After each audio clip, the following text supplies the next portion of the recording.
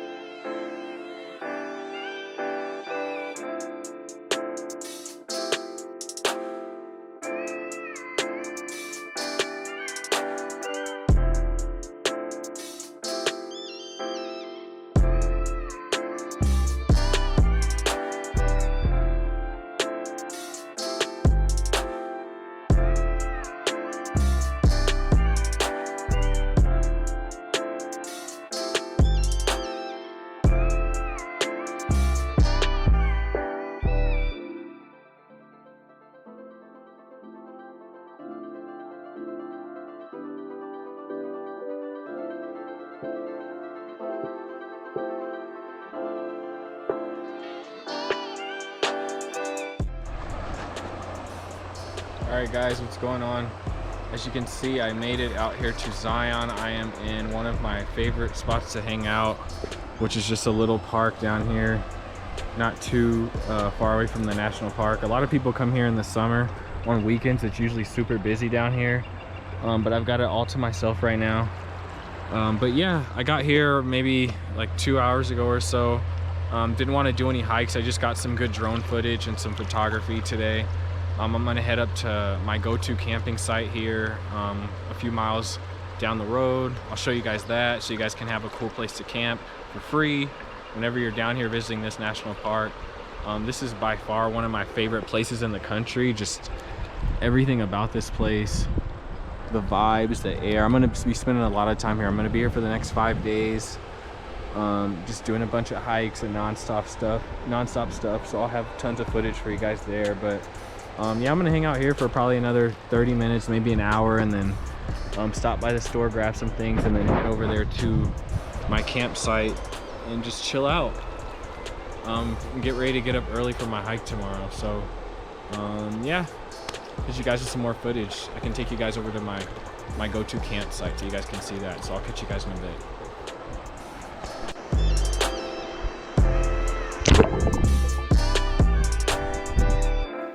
My go-to camping area whenever I'm in Zion is the Smithsonian Butte Road, which is conveniently located less than 15 minutes away from the national park.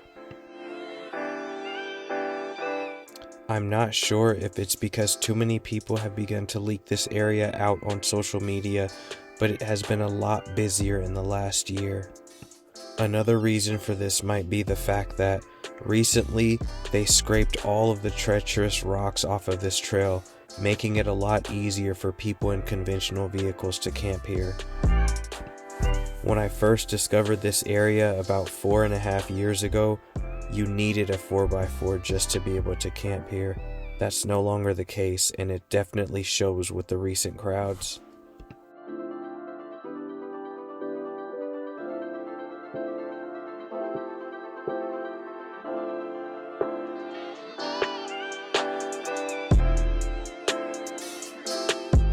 After setting up camp, I ended up introducing myself to 2 hikers from Washington. We ended up talking the whole night and decided to check out some trails the next day. Our first choice was the Narrows hike, but unfortunately none of us had reservations, so I decided to take them to one of my secret spots in Zion National Park that I like to go to.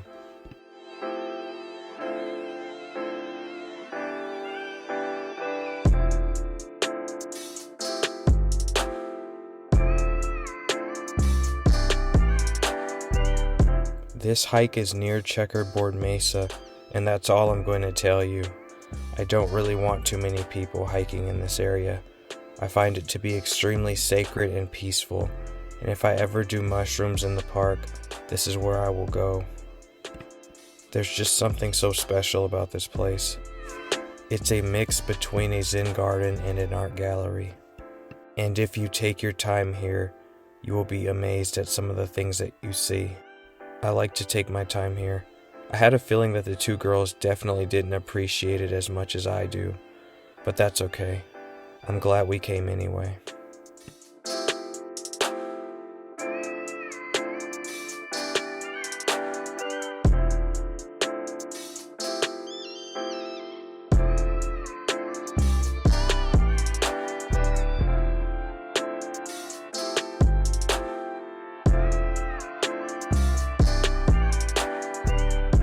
I was excited to get some drone footage of what I believe to be the best view the hike has to offer. I could sit in this space for hours.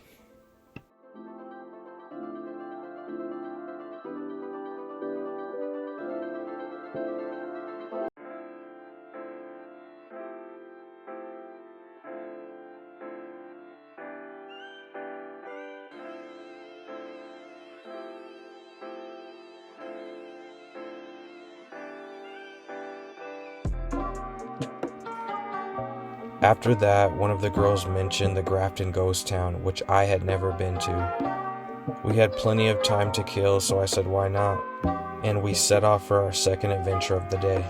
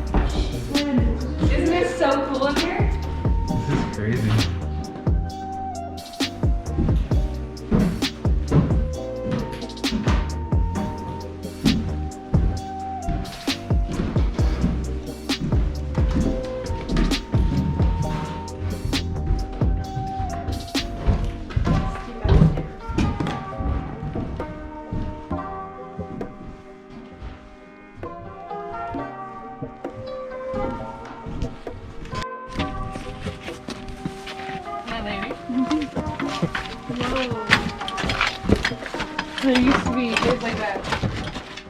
There used to be a door. Yes, thank you.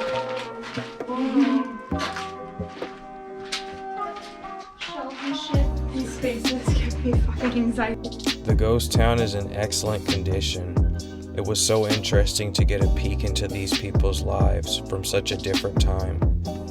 All of these buildings were built by hand, by small families with little to no resources out here completely on their own.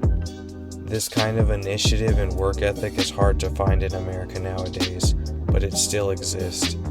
It was definitely interesting to see remnants from a time where having skills like this was pretty much mandatory.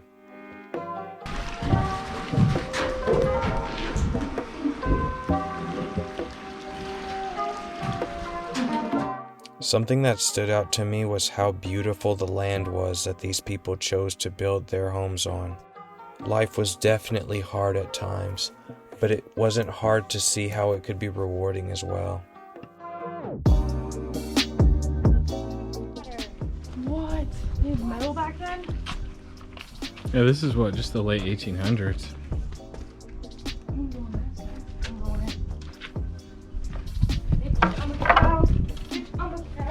There's a wagon back here. A what? I'm back here. Yeah. Rock and roll. What a funk.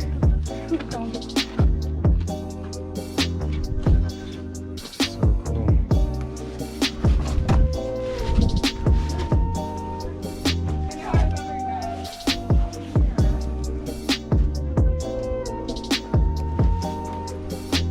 It's like meditating with someone. Yeah, it's unbelievable. The neighborhood graveyard was probably my favorite stop. Local historians were able to share the causes of death for some of the people buried here, and it was very interesting, almost as if you were looking back in time and witnessing these people's tragedies, triumphs, and life stories. And that was it. The two young ladies from Washington ended up heading back home, and I decided to spend the rest of the day relaxing by the river. I had a hotel booked for the night due to my birthday being the next day, and I had an exciting ATV tour booked and ready to go that I had to be up early in the morning for. All in all, I was definitely pleased about how I chose to spend my last day being 30 years old. Life is all about living, and I'm certainly doing that.